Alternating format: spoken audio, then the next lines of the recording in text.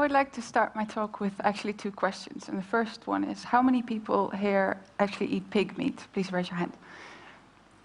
Oh, that's a lot. And how many people have actually seen a live pig producing this meat in the last year? In the Netherlands, where I come from, you actually never see a pig, which is really strange, because on a population of 16 million people, we have 12 million pigs. And, well, of course, the Dutch can't eat all these pigs. They eat about 1/3, and the rest is exported to all kinds of countries in Europe and the rest of the world. A lot goes to the UK, Germany. And what I was curious about, because historically the whole pig would be used up until the last bit, so nothing would be wasted. And I was curious to find out if this was actually still the case. And I spent about 3 years researching, and I followed this one pig with number 05049 all the way up until the end, to what products it's made of. And in these years, I met all kinds of people, like, for instance, farmers and butchers, which seems logical.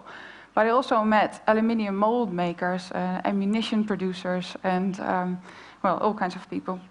And what was striking to me is that the farmers actually had no clue of what was made of their pigs, but the consumers, as in us, had also no idea of the pigs being in all these products. So what I did is I took all this research and I made it into well, basically it's a product catalog of this one pig, and it carries a duplicate of its ear tag on the back.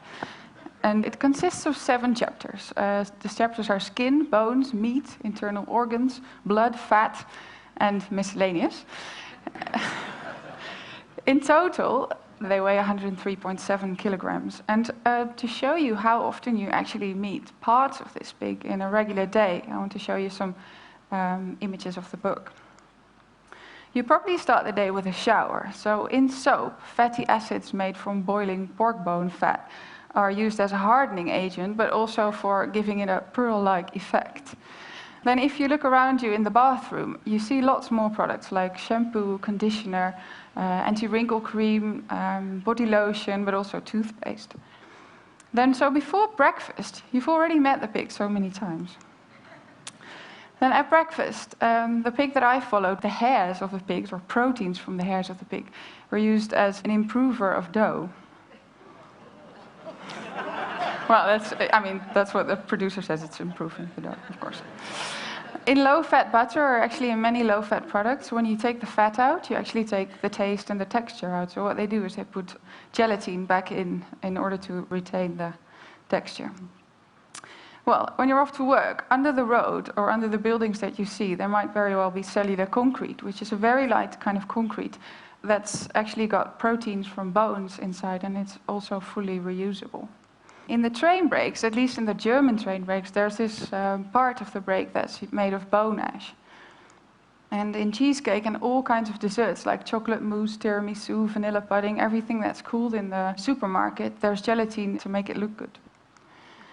Fine bone china, this is a real classic, because the bone in the fine bone china gives it its translucency and also its strength in order to make these really fine shapes like this deer. In interior decorating, the pig's actually quite there. It's used in paint for the texture, but also for the glossiness. In sandpaper, bone glue is actually the glue between the sand and the paper. And then in paintbrushes, hairs are used because apparently they're very suitable for making paintbrushes because of their hard-wearing nature. I was not planning on showing you any meat, because of course half the book's meat, and you probably all know what meats they are. But I didn't want you to miss out on this one, because this, well, it's called portion-controlled meat cut. And this is actually sold in the frozen area of the supermarket. And what it is, it's actually steak. So this is sold as cow. But what happens when you slaughter a cow, at least in the industrial, well, factory farming, they have all these little bits of steak left that they can't actually sell as steak. So what they do is they glue them all together with fibrin from pig blood into this really large sausage, then freeze the sausage, cut it in little slices, and sell those as steak again. And this also actually happens with tuna and scallops. So, with the steak, you might drink a beer. In the brewing process, there's lots of cloudy elements in the beer. So to get rid of these cloudy elements, what some companies do is they pour the beer through a sort of gelatin sieve in order to get rid of those cloudiness. This actually also goes for wine as well as fruit juice. There's actually a company in Greece that produces these cigarettes that actually contain hemoglobin from pigs in the filter. And according to them, this creates an artificial lung in the filter. So this is actually a healthier cigarette. Injectable collagen. Well, since the 70s, collagen from pigs has been used for injecting into wrinkles. And the reason for this is that pigs are actually quite close to human beings, so the collagen is as well. Well, this must be the strangest thing I found. This is a bullet coming from a very large ammunition company in the United States. And while I was making the book, I contacted all the producers of products because I wanted them to send me the real samples and the real specimens. So I sent this company an email saying, hello, I'm Christine, I'm doing this research, and can you send me a bullet? And, well, I didn't expect them to even answer my email, but they answered, and they said, well, thank you for your email, what an interesting story. Are you in any way related to the Dutch government? I thought that was really weird, as if the Dutch government sends emails to anyone.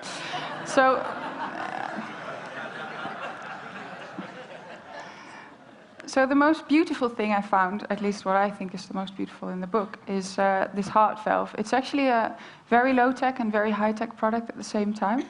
The low-tech bit is that it's literally a pig's heart valve mounted in the high-tech bit, which is a memory metal casing. And what happens is this can be implanted into a human heart without open heart surgery.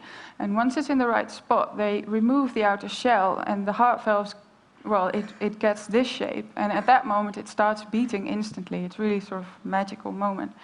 So this is actually a Dutch company. So I called them up and I asked, can I borrow a heart valve from you? And the makers of this thing were really enthusiastic. So they were like, okay, we'll put it in a jar for you with formalin, or you can borrow it, and great.